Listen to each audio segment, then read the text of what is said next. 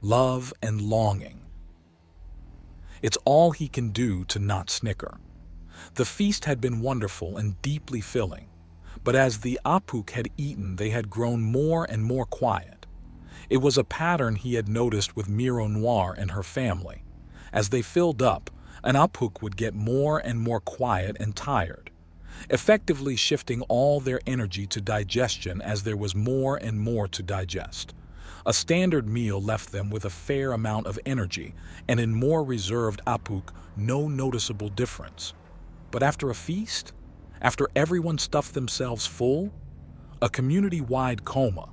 The only ones still awake were the cooks who had apparently been snacking as they went the whole day in him.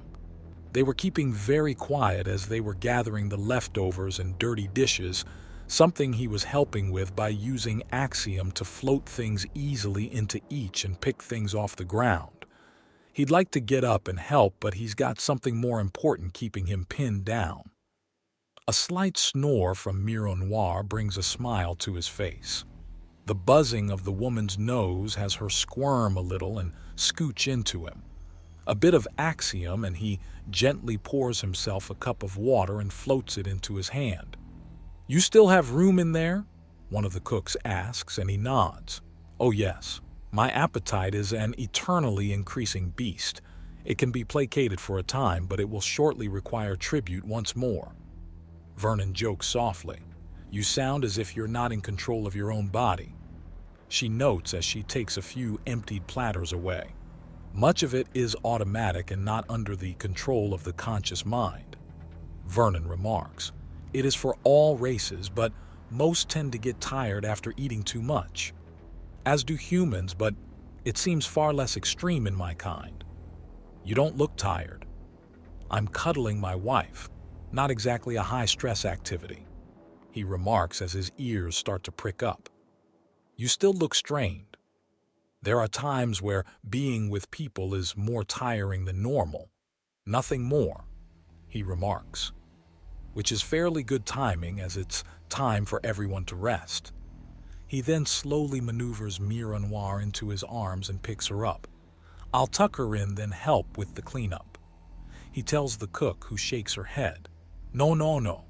Guests of honor do not help with the cooking, the setup, or cleanup. You earned the festival when you brought the beast. Tuck you wife in and yourself beside her." The chef orders, and he chuckles as he begins to rise. "My thanks for the meal then. A nap beside so lovely a lady sounds divine." "You can turn it off now. She's asleep," the chef remarks, and he gives her an odd look. "Pardon? You've been all kinds of sappy sweet, seduced a battle princess and worked your way into an old story-style romance. Don't know what you're up to, but you can stop. She's asleep." "I'm not up to anything," which granted makes me sound even more up to something. But how does someone prove a lack of ill intent when it's assumed? Vernon asks, and the chef shakes her head and walks off. "Oh, don't mind Gulfa. She had the mind and heart of a heartbroken and world-weary veteran when she was born, and it's only gotten worse. The more people try to explain that love, romance, happy endings, and joy exist, the more she's convinced you're trying to trick her." Another chef notes, "Thanks for the meat. We'll be eating well for weeks." "You're welcome, although I hardly think that eating well is a problem in this day and age." "No, but it's certainly cheaper with a large gift of normally expensive delicacies." "Ha, a fair point," he remarks and goes still as Miro Noir cuddles into him a little at the sound. He smiles and begins walking at a slow, relaxed pace. His wife is feather-light, and although even the lightest weights can wear on a man, Axiom can keep a man from feeling tired for a long while. A trick he'd actually learned from Franklin, who included it on his first primer into Axiom use. Not very healthy to have the first trick any human Axiom user learn be to ignore the needs and limits of their body. The warning for burnout at the end was offhand and dismissive in tone, something that'll need to be looked into. As he walks, he admires the architecture. It's very, very clear when the Apuk were elevated as a people. The walled-in communities with a large festival area just outside speaks to a medieval mindset that has never truly been lost. A sense of deep community and very, very close family bonds. The only reason Miro Noir had a room to herself was because she was sharing it with him. So much had been kept, not for practical reasons, but cultural ones, all part of the Apuk identity. The sight of windows with both handmade shutters and tiny force field projectors in the corner brings a grin to his face. It's not what anyone would expect, but is apparently fairly common. Apparently, most homeworlds were like this. The major cultures would keep their trappings for the sake of tradition and identity. But beyond that, the colonies and the breakaway nations would all find their own path. Maybe someday, he and Miro Noir would visit a world with flying pyramids where the advertisements are in hieroglyphics with a tiny caption in galactic trade. Of course, in a place like that, Miro Noir would either be dressed as a proper lady with an umbrella to add to a flowing dress, or more local, which is a wrap and possibly some bindings, and he shakes his head to regain some focus as he navigates the community. "My love?" Miro Noir asks softly, her jewel-like eyes fluttering open. "I'm here, just enjoying the night with you in my arms. We're heading to bed. I'm moving slow so as to enjoy the walk." He whispers to her, and she smiles before adjusting her arm to drape over his back so she can scooch in that much closer. Her other hand gets a grip on his vest and clings tight. Her smile is heart-melting, especially since he knows it's for him. There had been so much he had imagined as possible when he had drifted in zero gravity and had obsessively worked out to prevent muscle and skeletal degradation, when he had, with maniacal focus, sought out bits of dust and dirt so as to avoid clogs in the life support. It had kept him busy when the lessons weren't in session, and when the million tiny frustrations of board games in zero gravity had worn his patience thin. The answer had been dice-rolling applications and a computerized board. Of course, this had led to a lot of accusations of cheating and hacking the dice, although at times learning how it was done was more fun than the session. Some people really lacked for imagination.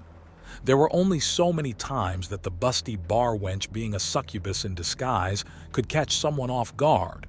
Although Zaph's idea of the dark-eyed, thin, pissed off, and rude court advisor being the good guy had been neat, he was that way because of the stress of keeping a realm together under an incompetent king had been an interesting twist, especially when he'd flown into a screaming rage at the very idea of usurpation or actually having the throne.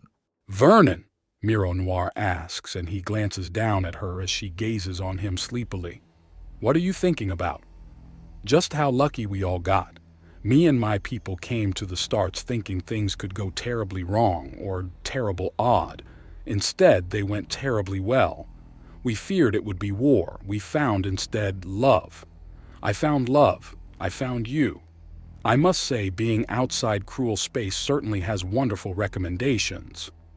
"You mean past the advanced technology and Axiom? Never underestimate the appeal of love. We can leave everything else out and we'd have more volunteers than we know how to deal with to make the journey. I know I'd have had all the motivation I needed to go through it all twice, just knowing you might have been there at the end." "Just might," she teases drowsily. "Even a chance for a woman like you is all the motivation a man needs to face anything." He assures her, and she drifts off again with a big smile. Once more, somewhat alone with his thoughts, Vernon smiles up at the starlit alien sky. The weaves of Axiom actually become physically visible in the upper atmosphere, giving an effect similar to the northern lights. Not quite as bombastic, often quite subtle, but slight ribbons of light that seem to connect stars and planets in the distance. Apparently, there had been a study to see if they correspond with any galactic lane or back road, but apparently they were not. Which was a pity, but it did make sense. At the distances involved, even a magnet being tossed around by a child would have a better chance of influencing the upper atmosphere than the lanes or back roads. A little twist of axiom and the front door of the family home opens up with ease. He slips out of his boots and sneaks through the building, rolling his feet so as to not make any noise. He slips into their room and with axiom pulls back the covers before placing her in the bed. A bit of gentle maneuvering and he pulls off her boots before quickly sending them to stand beside his own near the front door. He slips off the vest and changes into his soft pajamas. He takes the time to slowly undo the little knots and folds in Miro Noir's outfit and gently peel it off her. She partially wakes up and helps him along without opening her eyes. The festival clothing for both of them is left on a chair and he snuggles into bed beside her. She snuggles right back even as she pulls the covers tight as is her way. He pulls her tight and takes a deep breath. The scent of the food, the night, and Miro Noir herself all mingle together. It's a soothing medley of comfort and a day well spent. "Vernon?" Miro Noir asks sleepily just as he starts to drift away. "Yes?" His own little responses are just as sleepy now. "Do you regret it?" she asks, and he wakes up a little more. "Regret what?" "Choosing me. You've seen my world, my ways. Any regrets?" Her eyes open and shimmer in the darkness ever so slightly as he opens his own to meet them. "No. The closest thing to one is that I wish I could have gotten to be with you sooner." He stretches his neck a little to kiss her on the forehead. "You're a wonderful woman from a wonderful people. There's nothing to regret.